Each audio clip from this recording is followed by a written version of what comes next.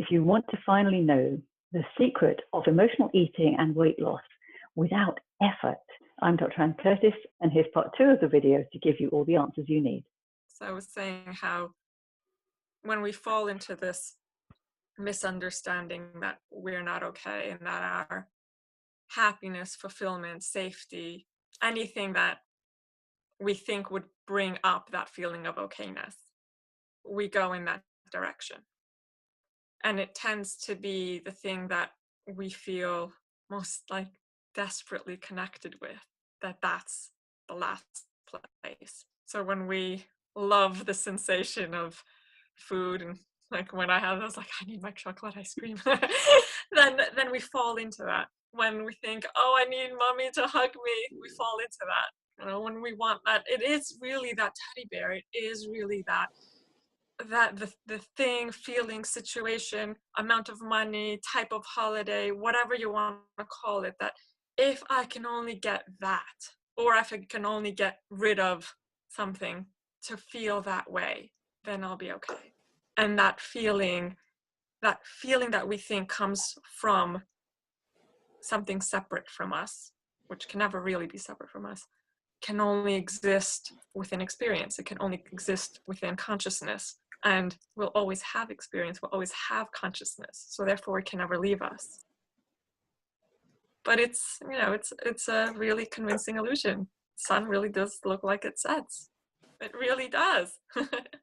Until we traveled the world and saw that in some places it doesn't fully set and fully rise, until we came up with mathematics and put together the calculations and saw that the earth is round and it revolves around the sun, and the mathematics were only working when we put the sun in the center of the solar system and not the other way around, that the maths only worked that way.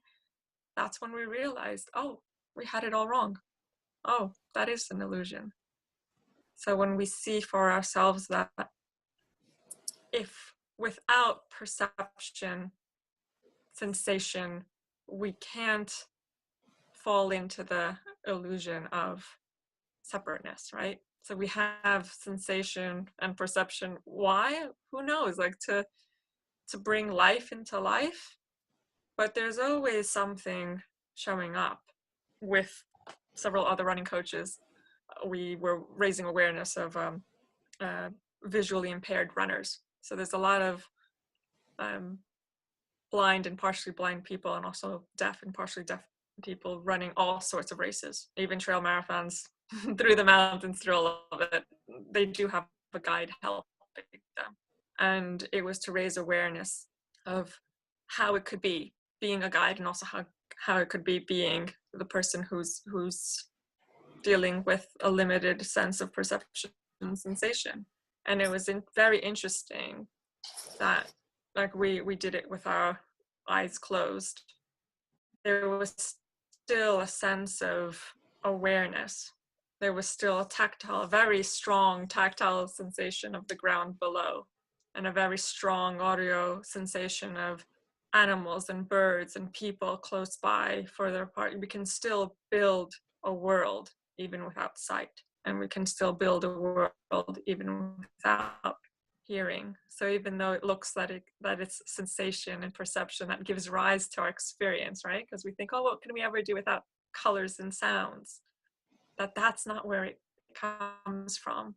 That it's consciousness, and that everything is a modulation of consciousness, and that is incredibly fascinating. And that's when, I don't know, I just have this feeling of going back to this being like when we were children, or at least when I was a child, because I can only speak from my experience, of just in awe of everything, in awe of fireworks, in awe of people, in awe of jumping around, in awe of anything. See what life brings to us, what experience brings to us. And that's where happiness comes from, not a tub of ice cream, and not wearing the most fashionable clothing, and not wallowing our sorrows in something, that we're always going to be okay. That's why there's no secret to how to cure emotional eating, because the real such thing as emotional eating, that's a very convincing illusion.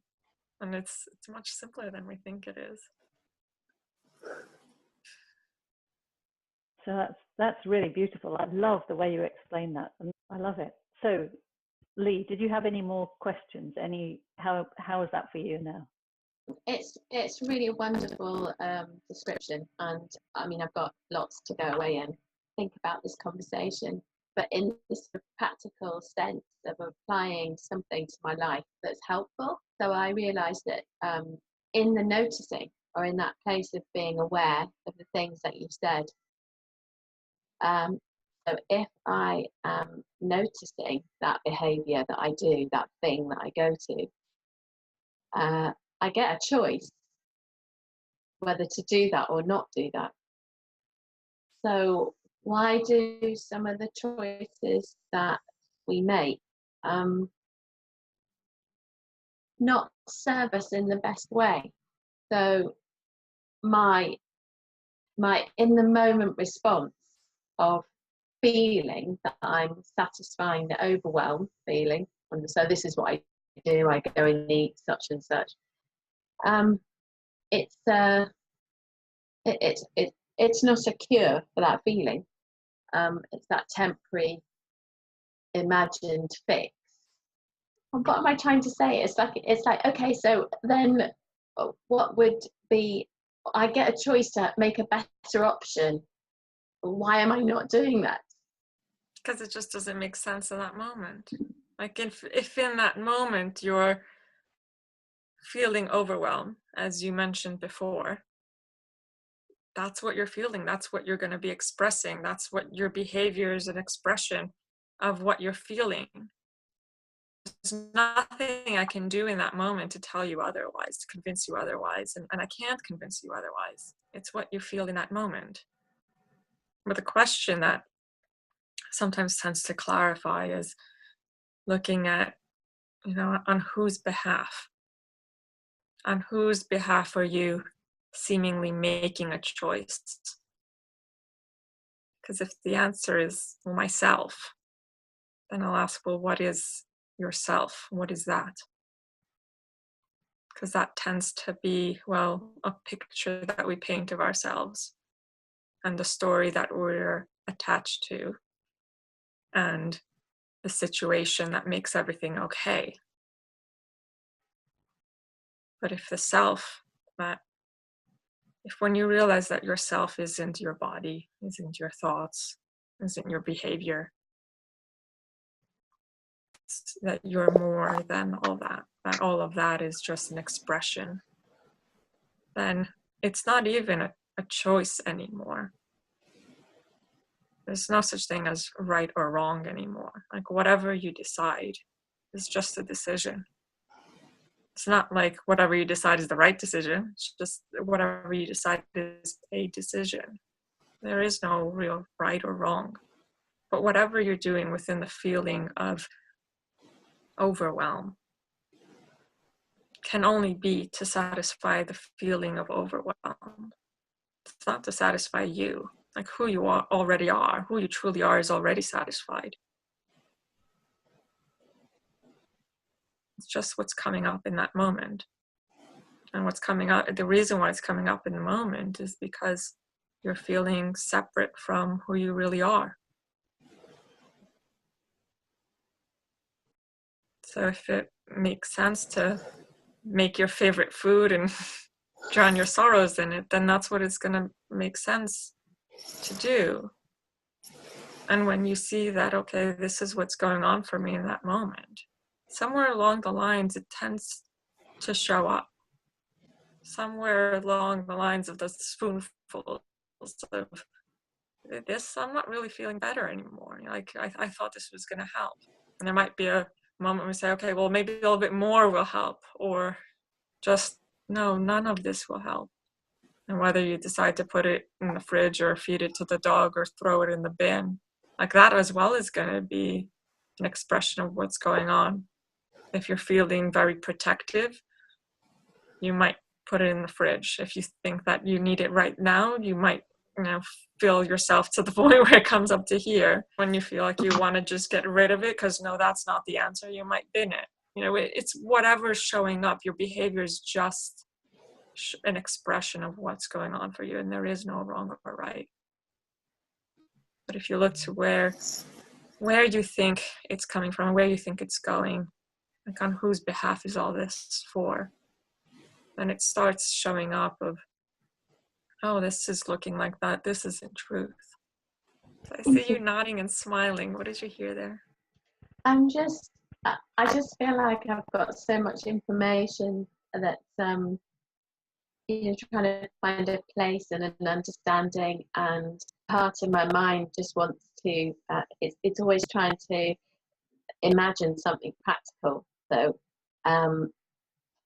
it's thinking ahead.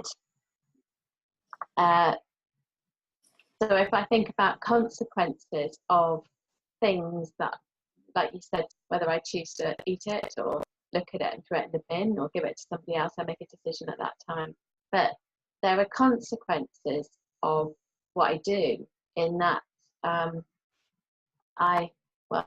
that I'm experiencing, that my physical body is bigger than it was before. So my relationship with my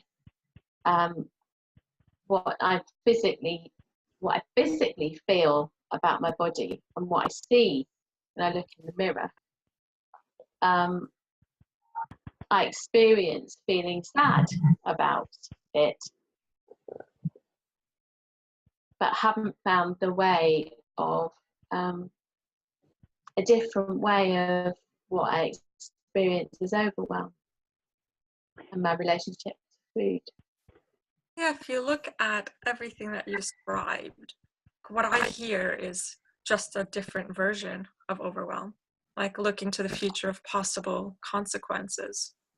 There's millions and millions of consequences, right? That could look overwhelming, right? And the possible thoughts that you might have looking in the mirror, that's potentially overwhelming. So what I see is everything that's showing up for you in feelings and reflections and feelings is just like another version of overwhelm,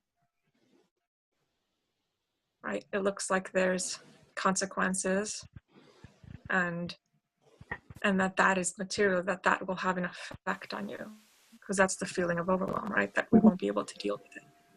And the thing is that you will be okay, no matter what because they'll throw at you. You'll still be okay. Like, who you really are is still okay. There's nothing needed to complete you, because you're already like complete and endless, and there's nothing to take away from you, because who we are, consciousness, that has no end. It is everything. So you can't add something to it, and you can't take away something from it. You can only add or take away something from something that has a limit. So when you see that for yourself, when you see that what you think is overwhelming cannot exist outside of your consciousness, or cannot exist outside of consciousness, not even your consciousness, then that ceases to become overwhelming, because it ceases to exist. Now, when that still feels like it's there, like it's something, it will feel overwhelming. But it's just the recognition and the realization that it can't be overwhelming because it doesn't exist. There's nothing, if nothing exists, how can it be overwhelming, right? And that sometimes takes time. Lee, when Sophia said, if you ask yourself, who is this about? When you're saying, I need to know this answer, and I need to do that, and I need to look, and I'm looking at the future, and I am doing this. If you remember what Sophia said about who is asking this question, who is asking this question? Is this me, consciousness, or is this me, the body, the human body? Then rather than looking for the answers to the questions, if you just stop and ask who's asking the question, it makes a difference, or it might make a difference. Because it all rises from that. Separation doesn't exist. So therefore there can be no other. So therefore there can be no no consequences. It all disappears. The mirage disappears. And we just see that all there is experience.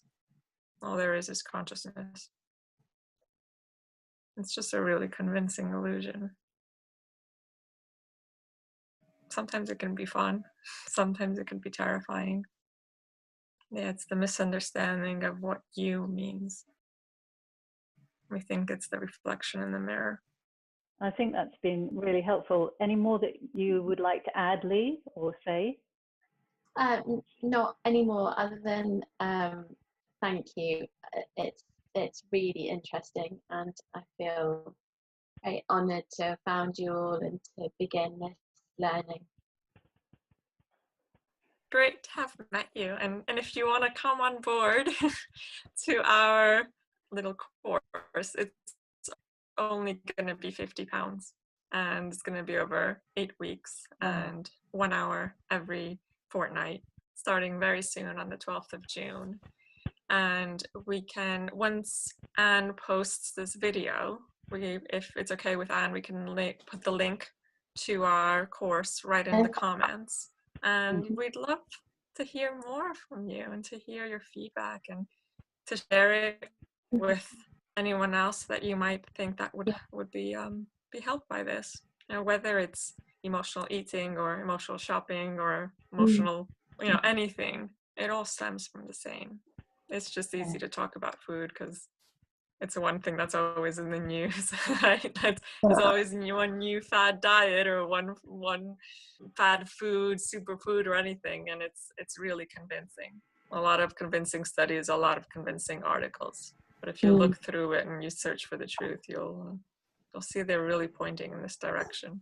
It's just very eloquently looking like it's another direction. Mm-hmm. I'll certainly be sharing it in the in our other group, in the secret of unconditional happiness, since this is the secret. Yeah, it is. The real secret rather than that stuff that came out years ago. Thank you so much. This has been amazing. It's been so great to meet you all. Thanks so much for having us. Well, thank you very much for coming, because it's been really great. It's been really good. And see you again soon.